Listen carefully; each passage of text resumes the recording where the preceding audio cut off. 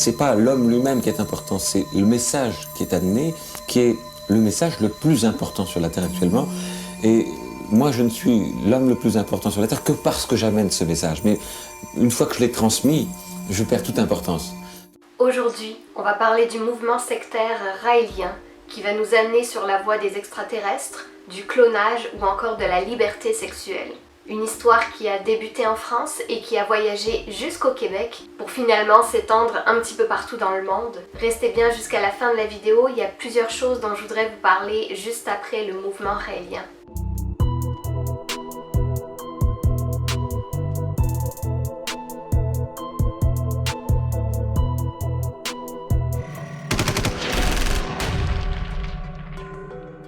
Le mouvement raélien est fondé en 1974 par Claude Vorillon, un Français. Alors Claude Vorillon a eu plusieurs carrières professionnelles, si on peut dire ça, avant d'être le messie du mouvement raélien. Il s'est essayé à la chanson dans les années 60 sous le nom de Claude Seller, mais ça n'a pas été très concluant. En 71, il devient pilote de course et journaliste sportif avec la création de sa revue Autopop, qui elle aussi malheureusement sera vraiment un échec, mais finalement il touchera à une certaine forme de succès avec sa nouvelle mission en tant que messie. Tout ça suite à une rencontre avec un extraterrestre en 1973 dans un volcan au puy de la Solace tout près de Clermont-Ferrand. Alors il sera invité l'année suivante dans plusieurs émissions télé, dont celle du Grand Échiquier en 1974 donc, qui avait à l'époque un très grand code d'écoute.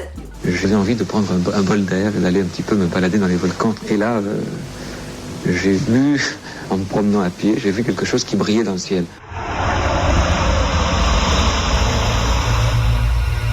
Et puis, une trappe s'est ouverte sous l'appareil, un escalier s'est déplié et des jambes sont apparues.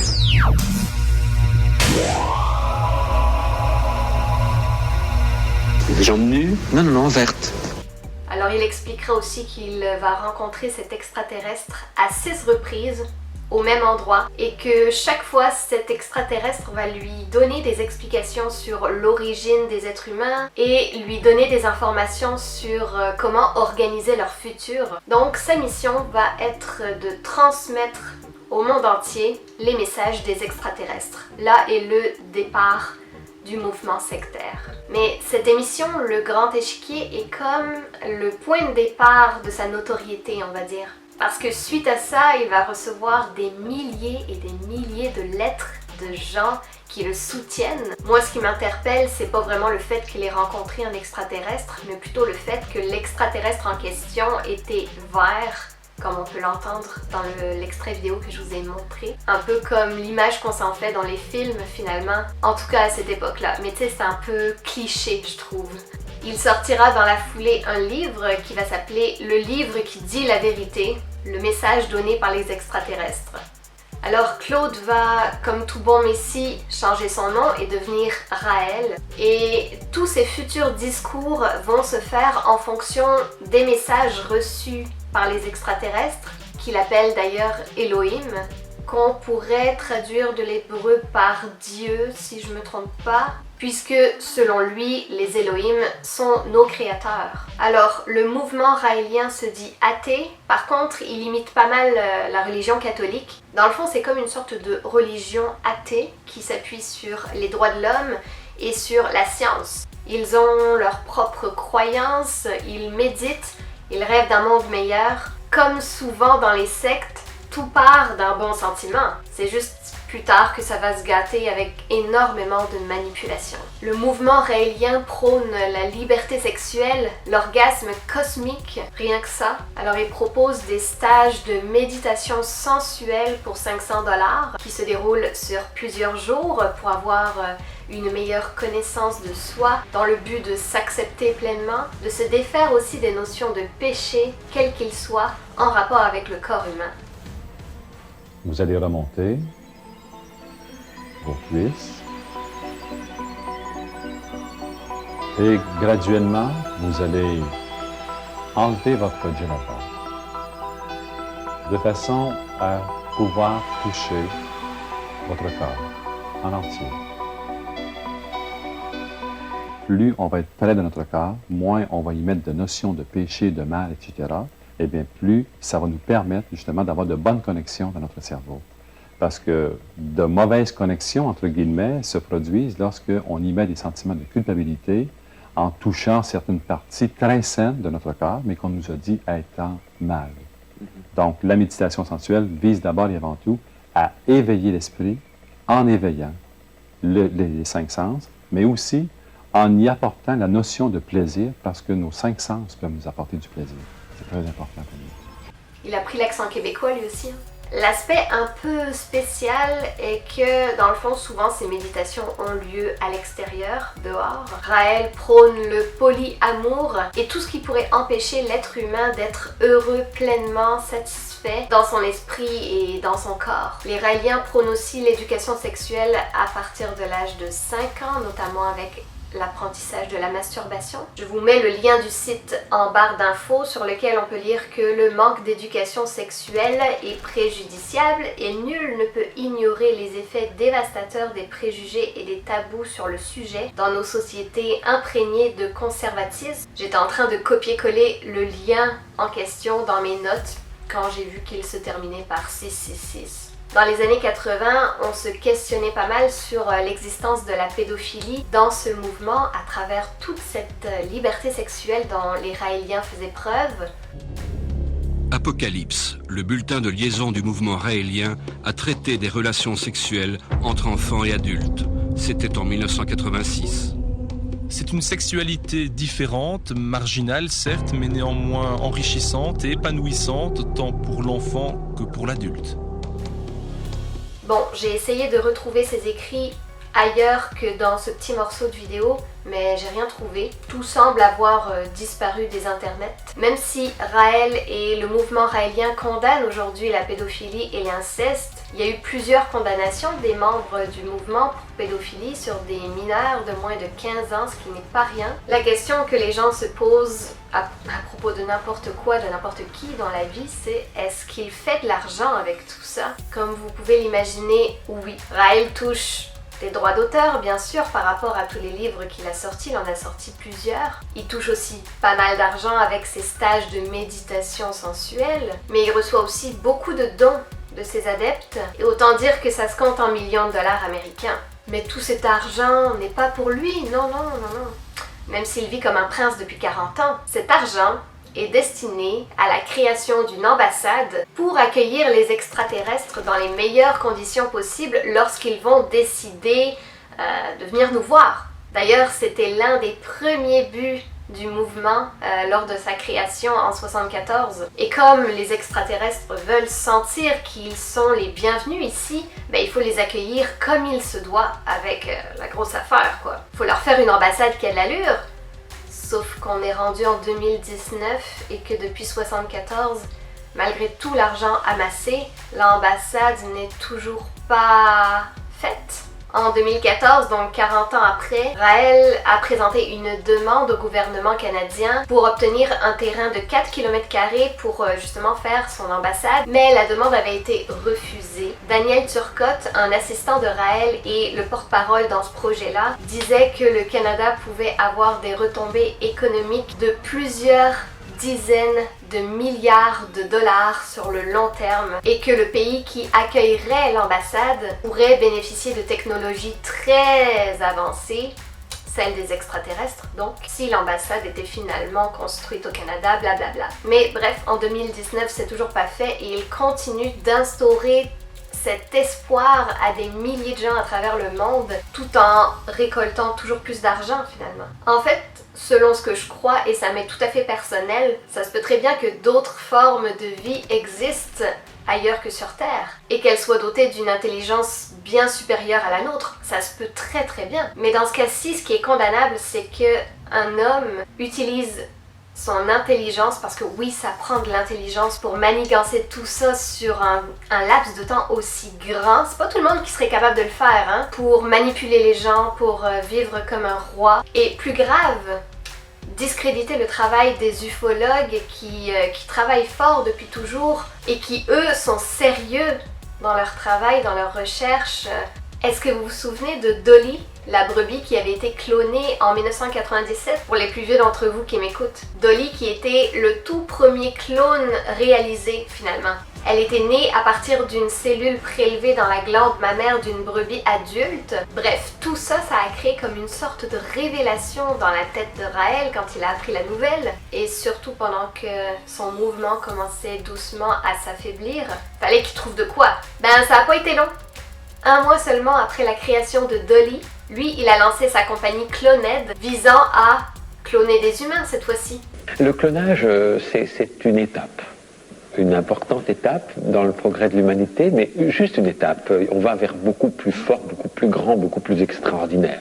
Mais le clonage est une clé pour atteindre certains objectifs qui sont de donner à l'être humain la vie éternelle, scientifiquement. Promettre l'immortalité, mais aussi une forme de célébrité à toutes les femmes qui participeront à l'expérience en donnant leur ovule. Donc, comme on peut l'imaginer, un clone, c'est très difficile à obtenir, ça prend plein d'ovules, plein de tests, plein d'essais. Donc, faut bien se les procurer, les ovules. Comment est-ce qu'on fait? Alors, il va utiliser ces Raéliennes belles et dévouées et folles de lui et prêtes à tout pour avoir un petit peu de reconnaissance de la part de leur prophète. Il va lancer un appel pour qu'elles deviennent mères porteuses en leur vendant ça comme quelque chose d'extraordinaire, d'une opportunité inégalable, en leur disant que l'heureux élu qui aura porté le bébé à terme passera à la postérité et sera pour toujours celle qui aura donné naissance au premier clone humain. En décembre 2002, la présidente de Cloned, Brigitte Boisselier, annonce la naissance du premier bébé cloné humain. Une petite fille qu'ils ont appelée Eve. Plusieurs bébés clonés auraient été créés par la suite, mais aucune preuve matérielle vérifiable n'a jamais été apportée. Donc on soupçonne que tout ça n'est qu'un énorme coup monté pour faire parler du mouvement finalement. Le couple Hunt, donc Mark Hunt et sa femme, venaient tout juste de perdre leur bébé de 10 mois à cause d'une malformation cardiaque. Donc tous les deux étaient dévastés par la peine et ils étaient prêts à n'importe quoi pour retrouver leur enfant. Alors ils ont contacté Cloned et ils ont investi 500 000 $.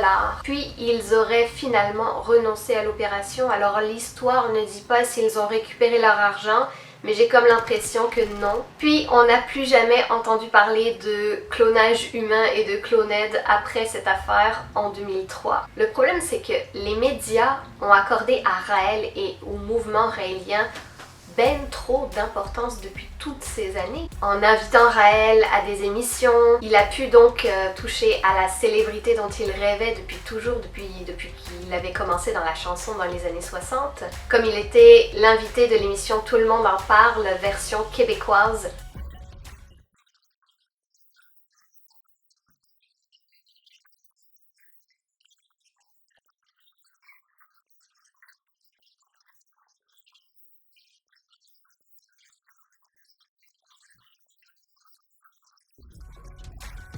Comment est-ce qu'on peut prendre sa démarche au sérieux? J'imagine que les médias veulent aussi rire de lui quelque part. Il dénonce, mais il rit un peu de lui. Parlons maintenant de l'Ordre des Anges. Sur le site raël.org, on peut lire différents articles ont même fait référence à l'Ordre raélien des Anges, assemblée de femmes qui veulent développer leur féminité et qui peuvent faire le vœu, si elles le désirent, de vouer leur sexualité uniquement à nos créateurs et à leurs prophètes.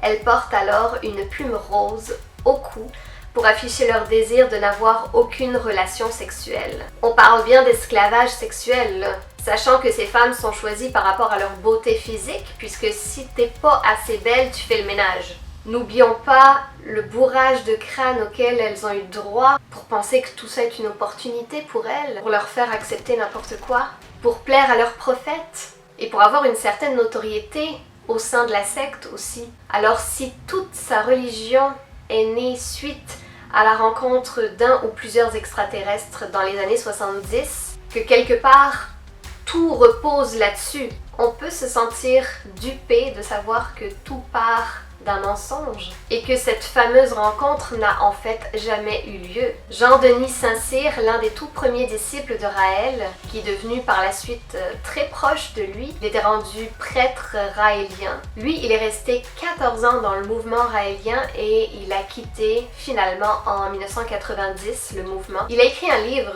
qui est sorti en 2009, Confession de Raël à son ex-bras droit, dans lequel il va raconter tous les mensonges et toutes les manipulations dont il a été témoin de la part de Raël, comme par exemple le fait qu'il n'ait jamais rencontré d'extraterrestres. Je vous mets un extrait de l'émission de Denis Lévesque, émission qui est toujours très populaire de nos jours au Québec. Il m'a dit que, au sujet des extraterrestres, qu'il n'a pas vu d'extraterrestres. Alors là, moi, je suis estomaqué encore une fois. Parce que c'est le point central de la croyance. C'est le point central de la croyance, parce que le message qu'il a eu, lui vient des extraterrestres. Donc, il n'y a pas eu de message. Parce que dans la théorie, lui, il a été conçu à quelque part dans une soucoupe volante. C'est quoi le... Non, dans la théorie, sa mère a été inséminée par les extraterrestres et il est né avec la fonction qu'il a pour faire pour être le missionnaire des extraterrestres. Alors là, vu qu'il n'a jamais rencontré d'extraterrestres, ça change toute la donne, là. J'espère que pour les Européens, c'est compréhensible ce qu'il dit, parce que je sais que c'est pas tout le monde qui est familiarisé avec le québécois, donc je suis désolée, vous me direz si les prochaines fois, il faut que je vous fasse une traduction.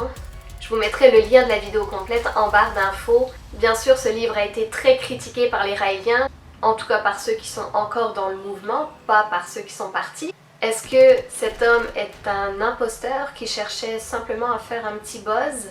Personnellement, je me dis que c'est pas avec ce type de livre qui va faire son buzz, quoi. Qu'est-ce que vous en pensez? Et M. Saint-Cyr n'est de toute façon pas le seul ancien membre à dénoncer le mouvement. Roland Dussault, lui, il a été un membre très important dans le mouvement pendant plus de 19 ans. Il était notamment responsable des affaires légales et juridiques. Je vous invite fortement à aller voir son site les.org, que je mettrai aussi dans la barre d'infos, dans lequel il donne énormément d'informations pertinentes concernant tout l'argent qu'il amasse, concernant les mensonges, les manipulations, tout ça. Allez voir les.org. Alors le mouvement est encore très actif. Vous irez voir aussi, décidément ça fait beaucoup de liens à aller voir, mais si le sujet vous intéresse, c'est le fun de voir tout ça. Le mouvement raélien a son propre site officiel et on peut même faire une demande d'entrevue avec Raël sur le site. Donc c'est une secte encore très actuelle, présente un peu partout dans le monde. Par contre, en France, il n'est plus légal depuis 2003. Concernant le logo de la secte, c'est-tu juste moi ou il y a une espèce de croix au centre? Je peux pas dire le mot, je vais me faire strike. Pour terminer, je voudrais rappeler qu'il est important de ne pas juger les croyances des uns et des autres, même si elles nous semblent sorties tout droit de nulle part. Chacun dans la vie a son propre moyen de fonctionner, on n'a pas tous le même. On a chacun nos clés pour avancer par rapport à ce qui nous paraît de plus juste pour nous-mêmes et pour notre futur, pour notre vie. Les Raéliens prônent la liberté sous toutes ses coutures. La question est: jusqu'à quel point peut-on être libre dans un monde qui ne l'est pas? Vous avez 4 heures. Merci beaucoup pour votre patience tout le monde. Je suis vraiment désolée pour cette longue absence. Je voulais pas non plus revenir avec un sujet trop lourd, trop difficile. Mes dernières semaines ont été très mouvementées sur plusieurs plans dans ma vie. J'étais incapable de produire. J'ai eu une rupture, j'ai eu une infection au nombril, j'ai eu des rendez-vous, j'ai eu des rencontres, j'ai eu des semaines de travail très intenses. Et j'ai aussi pris la décision de m'inscrire à l'auto-école pour enfin passer mon permis de conduire. Donc ça aussi, ça prend beaucoup de mon temps, sans vouloir me justifier, mais c'est juste pour vous expliquer un peu pourquoi je pouvais pas faire de vidéo. Et d'ailleurs, je viens de passer ma toute première évaluation théorique, donc le code, et je l'ai manqué. Je dois le repasser. Je le repasse le 25. Je suis un peu dégoûtée, mais bon. Et puis, pour être honnête, il y a plusieurs de mes vidéos qui ont pris leur envol. Puis j'en suis vraiment très heureuse. C'est vraiment le fun là, de voir que tu fais des vidéos puis que ça fait des vues. Mais forcément, c'est venu avec son lot de commentaires de marde. Je me suis remise en question. Est-ce que ce que je fais est correct? Est-ce que mes tournures de phrases sont justes? Je suis aussi de plus en plus censurée par YouTube, puis je vais vous dire avec désarroi que je vais faire plus attention au sujet que je vais traiter. C'est poche, je sais que c'est poche, mais je veux pas travailler pour rien. Faire une telle vidéo, ça me prend tellement de mon temps libre. Je travaille 5 jours semaine, j'ai 2 jours de congé, puis faire une vidéo, ça m'en prend au moins 3. Mais il n'est pas question que je passe autant de temps sur une vidéo, autant d'heures dans le vide. J'ai besoin de faire le point si je veux perdurer sur YouTube. Alors sinon, j'ai acheté un nouveau micro, un micro cravate, que je n'ai pas utilisé dans cette vidéo parce que ça ne fonctionne pas bien. Je suis un peu dégoûtée. Je dépense pas mal d'argent dans le vide aussi, ça m'énerve un peu. Je sais pas qu'est-ce qui ne fonctionne pas, pourquoi ça fonctionne pas, mais pourtant c'est de la bonne qualité. Et je me rends compte qu'aussitôt que j'ajoute un micro à ma caméra, le souffle est encore plus important. En fait, là j'utilise, là ce que vous entendez c'est la caméra normale. Puis il y a moins de souffle que quand j'ajoute un micro. Je sais pas comment gérer ça, je sais pas si la caméra, c'est elle qui a un problème en tout cas. Alors si je suis peu présente sur YouTube et que vous voulez avoir un petit peu de mes nouvelles, mais je suis quand même assez présente sur les réseaux sociaux. J'ai ma page Facebook Céline Geneviève, mais j'ai aussi mon compte Instagram Céline Geneux. Fait que je publie quand même de temps en temps des stories si vous voulez me voir la binette, si vous ennuyez de moi. Je publie des affaires qui n'ont pas rapport avec les sujets de mes vidéos par contre. Et j'étais en train de me questionner dernièrement sur le fait de peut-être faire des vidéos différentes pour ma page Facebook Céline Geneviève. Tu sais, entre 2 vidéos sérieuses là, parce que j'aimerais faire des vidéos plus spontanées. J'ai envie de parler d'amour, de choses plus positives, j'ai envie d'inspirer les gens. En fait, ces vidéos seraient comme une sorte de lien entre vous et moi, mais différent de celui que j'ai ici sur YouTube où je suis bien sérieuse. Je suis en train de penser à ça. Merci d'être là et de me soutenir malgré tout. Je viens d'ouvrir une page Utip pour toutes mes vidéos qui sont démonétisées. Alors je suis pas sûre d'avoir tout compris comment ça marche par contre. En tout cas, j'étais pas mal contre l'idée d'ouvrir une page Utip au début, là, pour être honnête. Mais au vu du temps passé sur chacune de mes vidéos, je pense que c'est légitime. Donc le lien va être en barre d'infos. À bientôt tout le monde, ne fermez pas les yeux.